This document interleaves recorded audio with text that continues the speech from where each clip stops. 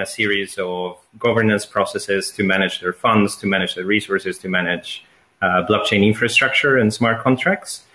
And as well, now we have another organization that's joined our family, that's Vogdoni. And through Vogdoni, we leverage the same technology to offer tamper-proof, censorship-resistant voting processes for traditional organizations, municipalities, and nation states. My role is related to governance, so I'm very much thinking about how do we decentralize Aragon and how does the future of DAOs can look like, and then help to build that technology. Hello, everyone. I think it's my turn. This is Bill from Bybit, and I'm working on building the financial products at Bybit. So basically, Bybit is a traditional cryptocurrency derivatives exchange. But recently we just launched an initiative called BitDAO, which is kind of going to be a decentralized investment organization in the future. So it's kind of like a transitioning from centralized exchange, from running like a centralized product, to the future of this, like a decentralized future, like all the DeFi, all the DAO related stuff. So I'm just, in this organization and building products and designing stuff. So that's my background. Awesome. Well, really, really happy to have you guys join us here today again. Probably tuned in from different parts of the world. So yeah, very exciting.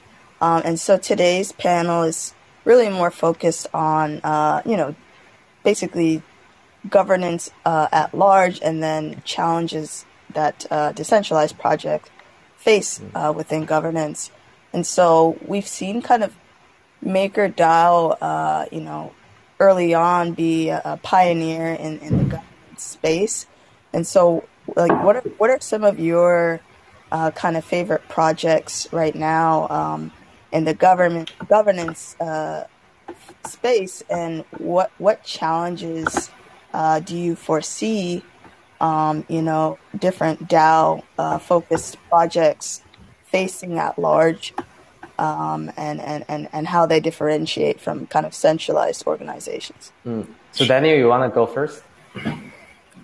Okay, thank you, Bill, and thanks, Alexis. For me, I mean, the first thing I would say is that we're really, really, really early stages. The technology is still being built to a large scale. So this sort of functionalities, the things that we can do as a decentralized project, are really at the beginning of what I see could be.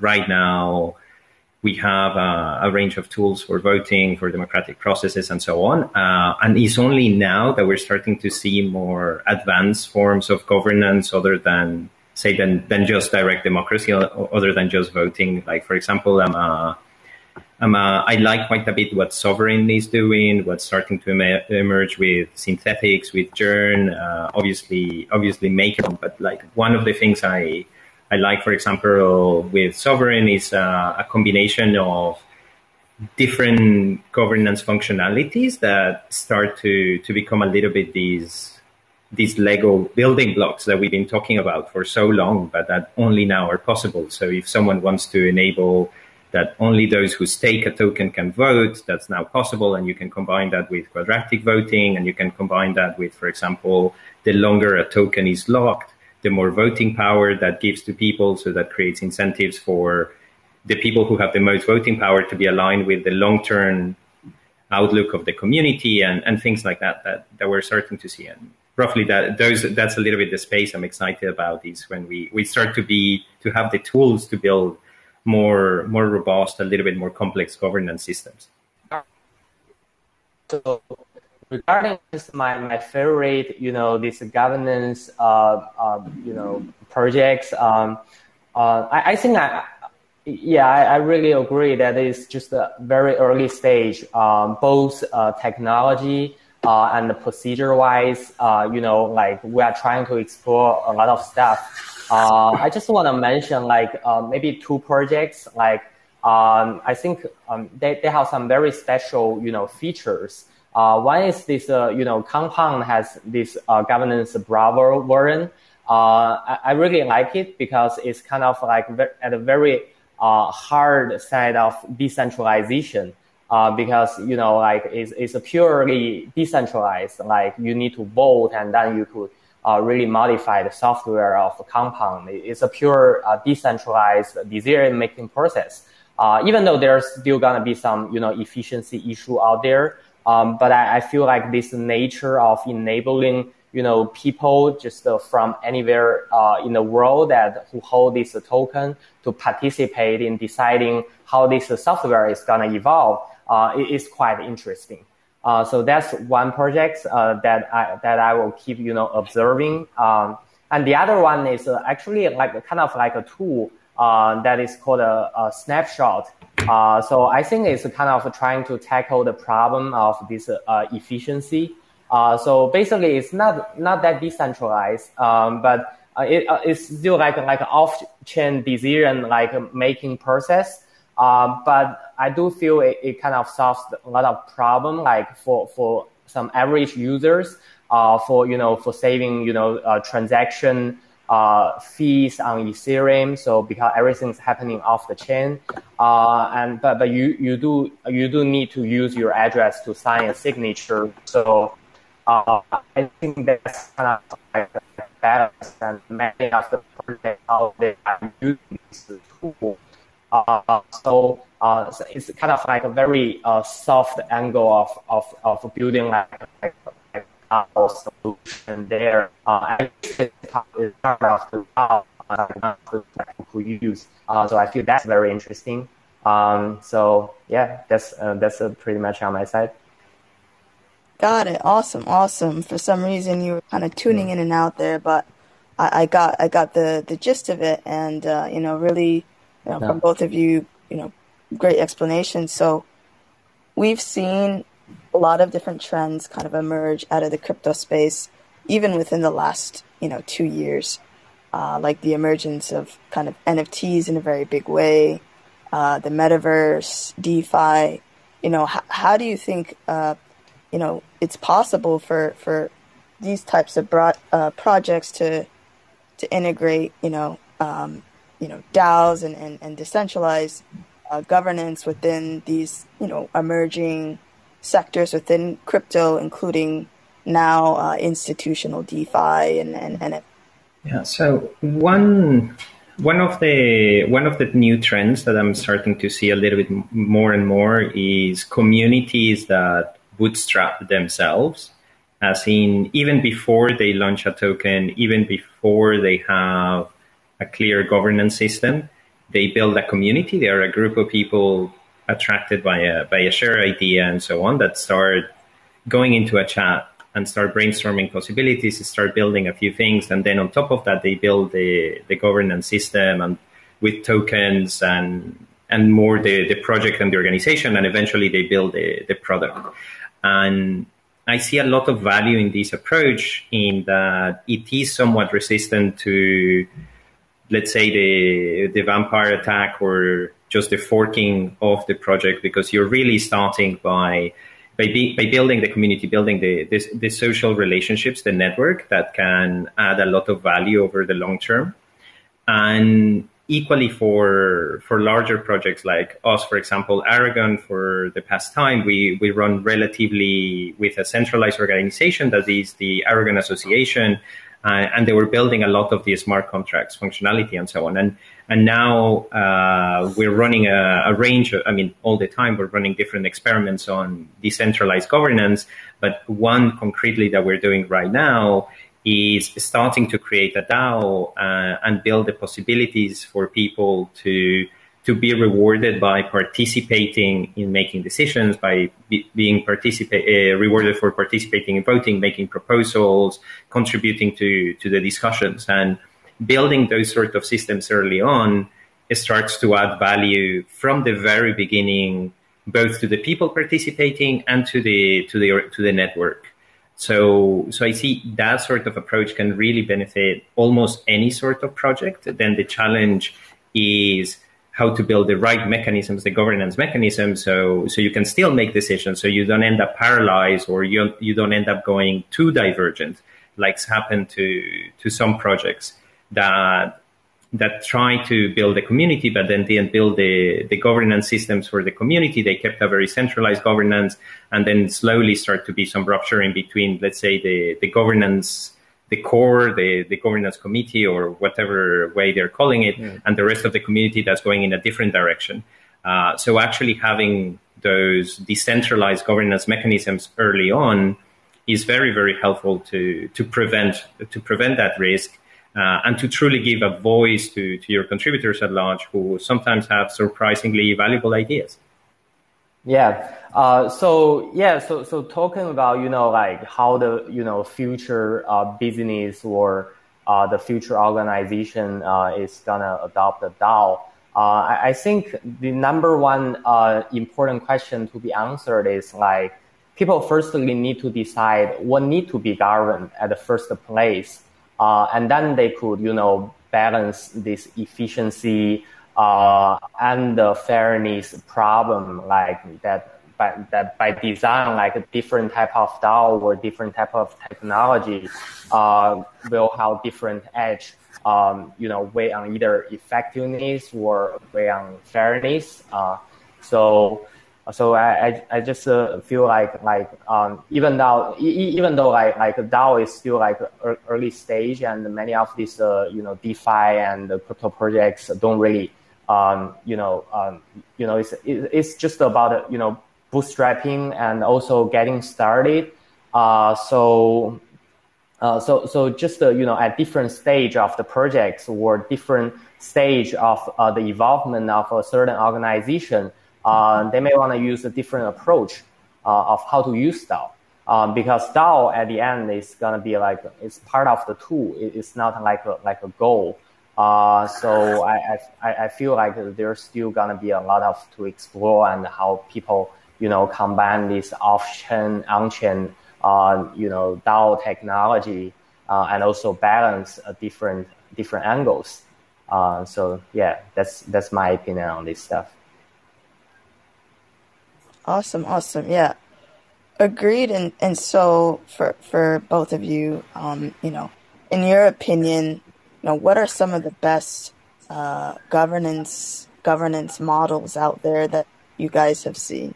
So from my side, generally, I see that most protocols, most projects end up going one or two directions. Either they go with a more representative democracy, and they're electing a small council. At that point, quite often what they end up doing is using a multi-sig, or, for example, the Aragon membership template that allows you to do a similar functionality and so on. But essentially what these projects are doing is having a small group of representatives that govern the community. And then on the other side, you have projects that go kind of the opposite direction, and they go more towards direct democracy.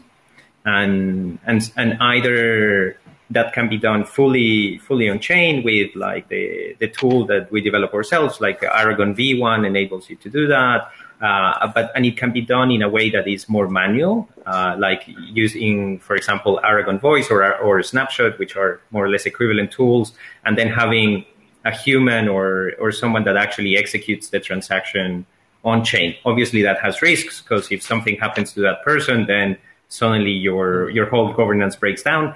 But at least you're trying to empower the anyone in the community to make decisions and to vote on those decisions. And actually, the projects that I like the most, they end up taking more a combination of both things. I'm a big believer in something that's called polycentric governance. That is the idea that no single decision-making system is good. What we need the most is multiple decision-making bodies with a little bit of overlap that together can govern a community.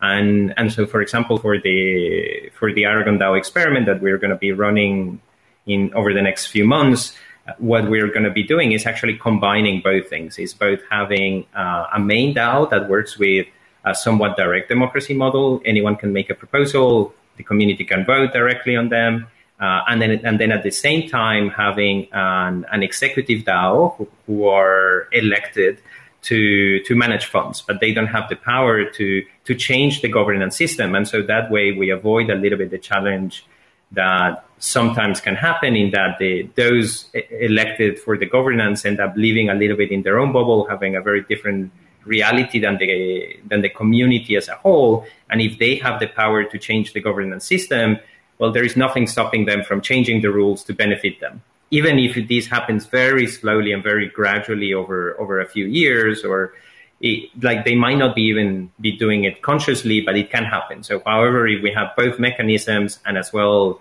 we're using Aragon Court as a sort of judicial system. So if anyone is trying to put forward a proposal, whether they're part of the executive DAO or the main DAO, a proposal that goes against the agreements of the community, then anyone in the community can challenge that and get it stopped. And the person who put forward the illegal proposal, so to speak, loses their collateral. So that creates a bit of a division of powers, in that we have not exactly the same, but we end up having a bit of a judicial system, an executive system, and then a legislative system that is the DAO as a whole that decides how to govern itself. Got it. Looks like we had a question that popped up and it just kind of disappeared for a second. But if it pops it was up, I read it. It was how would you recommend Web3 communities start converting into a DAO using Aragon? So for me, the solution would be, and thank you, Joshua, for reading that, would be to just launch the DAO and transfer a small amount of funds to that DAO. Give your community, give your token holders or your members, because you can also have one person, one vote, and identify them through an NFT or an ERC20 token or whatever you want. But just give your people the possibility to vote, but you only transfer a small amount of funds. So your only risk is that level of funds. You can even start with a very tiny amount. You can start with, even if your project has multiple millions of dollars, you could transfer just $5,000 there and have the community vote on how that's used. And by actually kind of like jumping into the pool and doing the governance, doing that decentralized governance usage, you will learn a lot faster about what's working, what's not working. And then the other thing parallel to that, really do a lot to build community, to build relationships, to create platforms where people can talk and so on, and try to create more focus and engagements on the purpose of what you're trying to do, rather than on just quick financial gains. If you just give a lot of quick financial incentives, the relationship that the people are going to have with the project is going to become very transactional. And so the moment that they're not receiving a lot of rewards for participating, they're going to be like, why do I care? So try to find alternative ways to incentivize people than just rewards. Make it more about what you can build together. And of course, there can be financial rewards to benefit that. But building a real community in that real sense that people feel like, oh, this is a great group of people. I feel like I belong here. I feel comfortable and so on, will really help to get your small experiment going faster. Got it. And we have another question that has popped up. Asked from somebody in the audience. So on the legal side, would the granting of voting rights to the governance token holders make them more like securities than utility? I think it's the opposite. I think it becomes more of a utility, actually.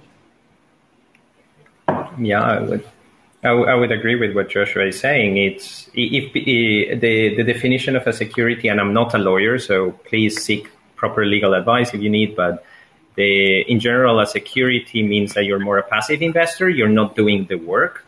If you're a worker in the project, that tends to move it a little bit more towards a utility. So participating in governance, making decisions, that makes you a little bit more of a worker. You're contributing your own intelligence, your own ability to process information and so on, and decide how the project should operate. So that should help it be more of a utility.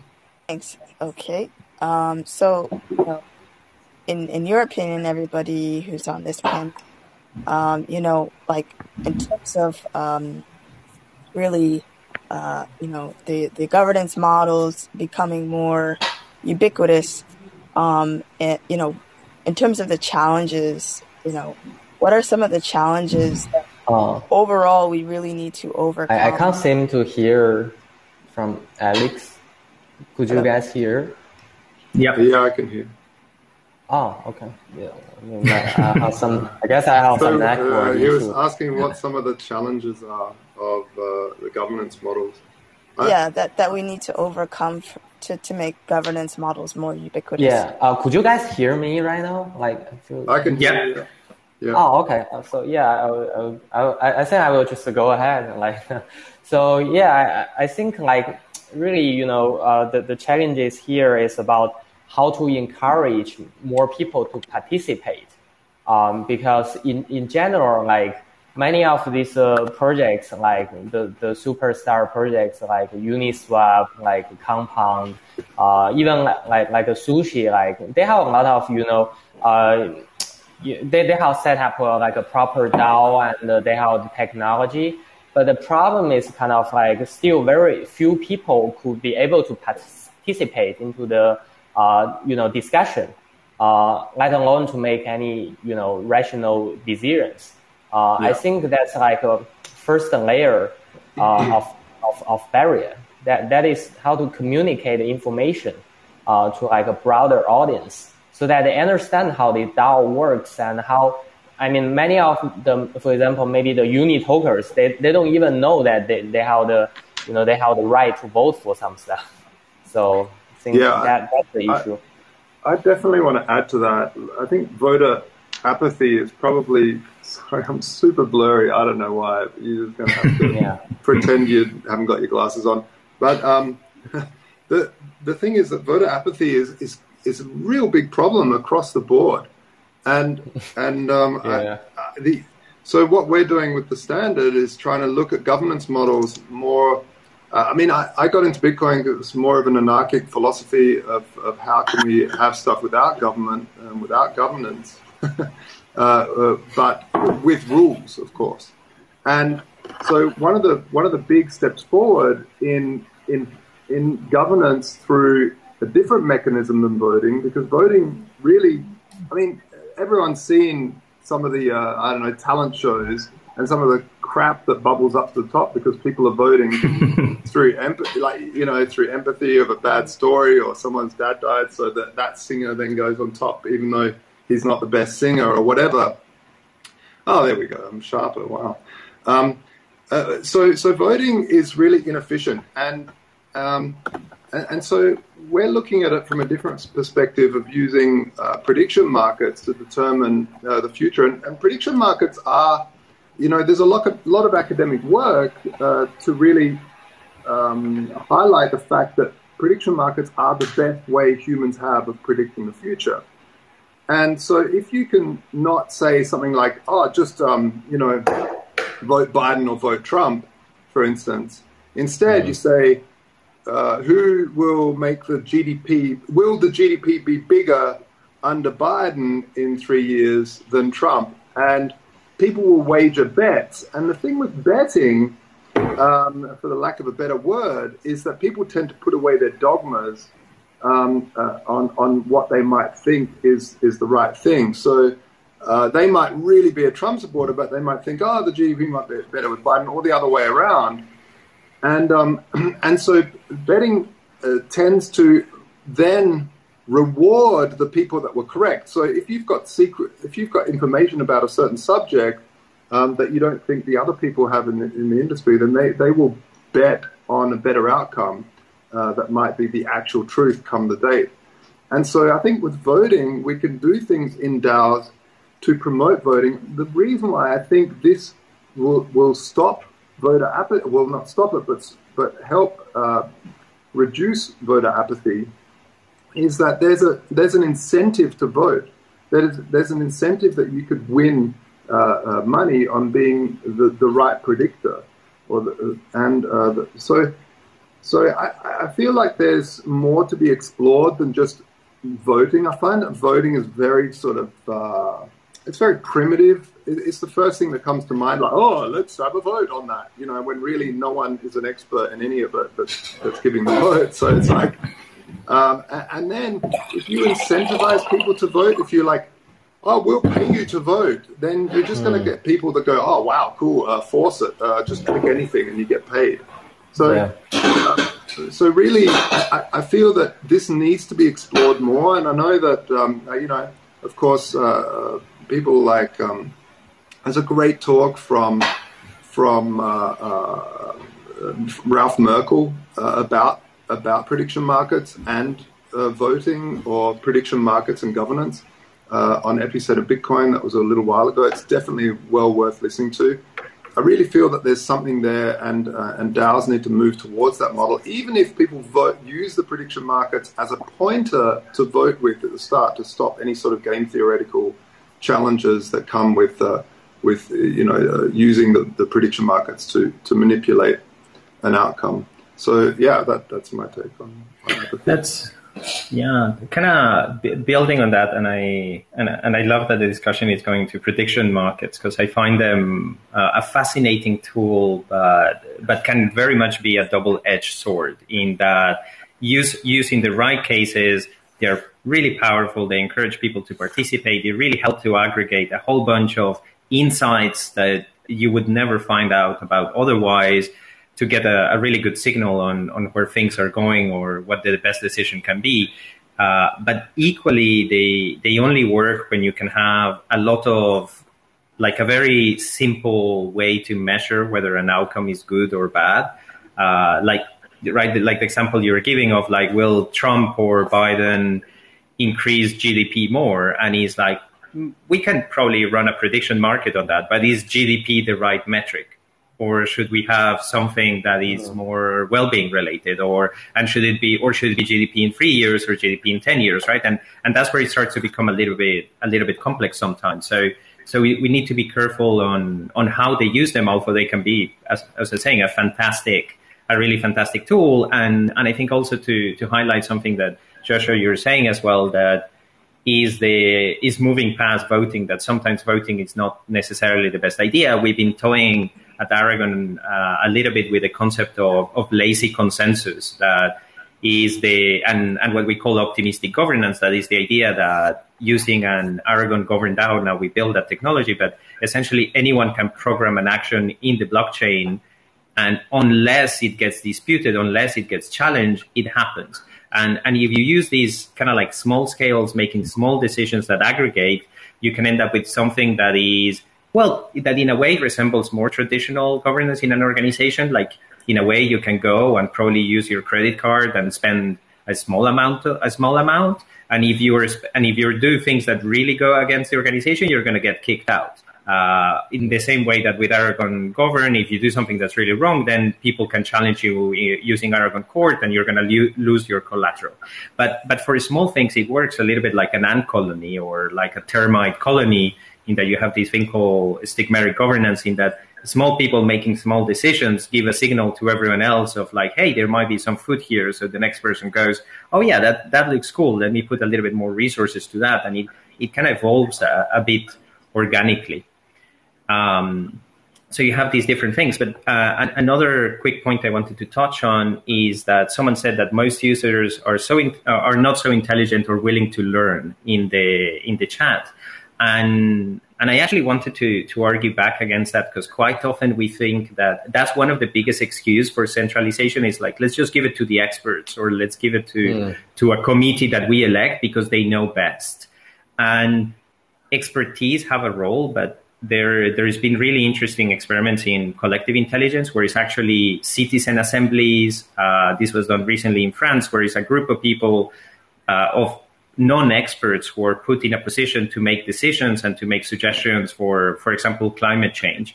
And the important thing is that they should have access to experts, but if the experts control the process, the experts are very rooted on what has been, what they have already learned, like their expertise ends up making them a little bit square, a little bit rigid. And so usually having a broad group of people to be able to participate can work really well. And in fact, that works in in Switzerland really well, where they're running a lot of votes, and the country is run very well. People tend to be very happy with their governance. Now, the thing that this person had also mentioned is that technical terms scare people off, and I think that's also one of the biggest barriers to governance is the information flow. Is if you need to get your insights in a forum and then also join a chat, and there is a million different chat channels, and also on Twitter and a Medium post, and somehow go through all of these million different platforms and try to understand what's going on. And the language is super difficult, and you don't know the people, because when you're at the beginning of the project, you meet kind of like the new joiners, you meet them one by one, you build a lot of relationships, and you end up being kind of like at the center of the social network. If you're from the outside trying to join in, it takes so much time and energy. There are projects I love that I wanted to be part and contribute to, and I end up giving up. It was like I spent like 3 days trying to meet you guys, or 4 days. I'm not being paid for any of these. I still have no clue who I need to speak about anything or where to go. It's too expensive time-wise for me to learn how to even participate. So I think onboarding and doing better onboarding, welcoming people, saying, hey, here is great information, have very good documentation, very good knowledge sharing, can really, really help with voter apathy. Yeah, just want to add one very quick point here that DAO also need better user experience, just like any other products, because all this social communication could become getting really messy. Like Daniel mentioned, like I was trying to figure out some projects as well myself, trying to get into different channels, but there are just so much noise out there. And most likely will end up, giving up on participating some of them because they don't have a good procedure. They don't have a good user experience on organizing this DAO. So I think that's, also could be like a good direction to work on down the road for building like a better user experience for the DAO product and technology. Yeah, I totally agree. User experience, number one. I think Aragon's gone really a long way in that. Great. It's so simple. It's like a couple clicks that you could set up your first DAO. I think it's a great product.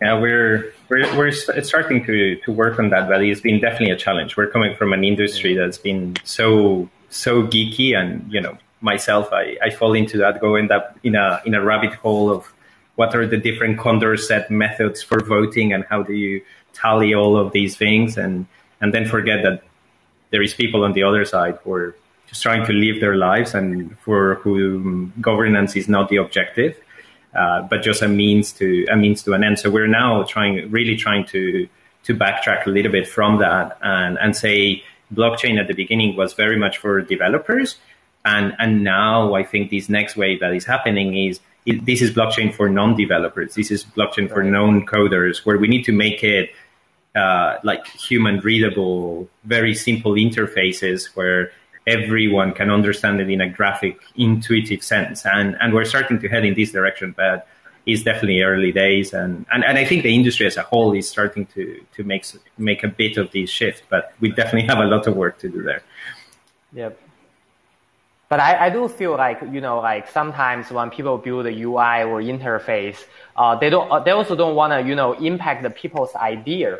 Because when you present some stuff on the front end, you are also implicitly, tagging them like this is gotta be the matrix that we need to focus on, and this is the stuff that need to be governed on. So, there may be a little bit of concern out there, like how to make a fair UI system for the general users, so that you don't lose the diversity of thinking and just from the general users. Yeah, I think a lot of it also goes down to minimizing what the users need to vote on and having everything predetermined already in the contract, so that users know what they're getting into anyway beforehand, and the few things that are voted on aren't that complex, and we can bring it right back to being as simple as possible. Awesome. Yeah. Thanks everybody for each individual contributions. Fortunately, even though this panel started a little bit later, it looks like we're kind of running out of time here. But, I would like to thank you, Joshua, Daniel, and Bill for, contributing to this really, really interesting panel. And if anybody has any last comments before we wrap up, that would be great. No, I would say take part in governance, get in there, start to learn how these protocols work. Don't just buy the token and sit there and hodl, be part of the projects, and also contribute, contribute. If you're a graphic designer, contribute. If you're a coder, contribute. If you're a speaker, contribute. If you're a writer, contribute. If you're a meme maker, contribute. This whole ecosystem is powered by memes, as we all know. So but I mean, it's all about contribution, and I think maybe it's a learning curve as well, that people move away from just the HODL moniker to the actually participate and use your passion to drive projects forward that you believe in. I love that. I love the participate as a new moniker. That should be our new meme. And really, and really get started. If you have nowhere else to go, and perhaps erring a little bit too much on the side of self-promotion, but you're very welcome to join our Discord and have a chat there. We'll do our best to answer your questions about governance, support you with your own project, and really find projects, find protocols that you think are cool, get involved, learn about them, ask questions. If the people are saying, oh, you shouldn't ask that, that's a stupid question, that's not the place to go. Just leave that place, never go back, and find the places where you'll be welcome with open arms, because there is plenty, and there is a lot of room to contribute in this space. There is a lot to be built. So don't be afraid to ask naive questions. Don't be afraid to get started. Yeah, if I want to add one more point, that is, this entire Web3 thing is about co-creation. And with the DAO, you could really be part of it and get rewarded. Awesome.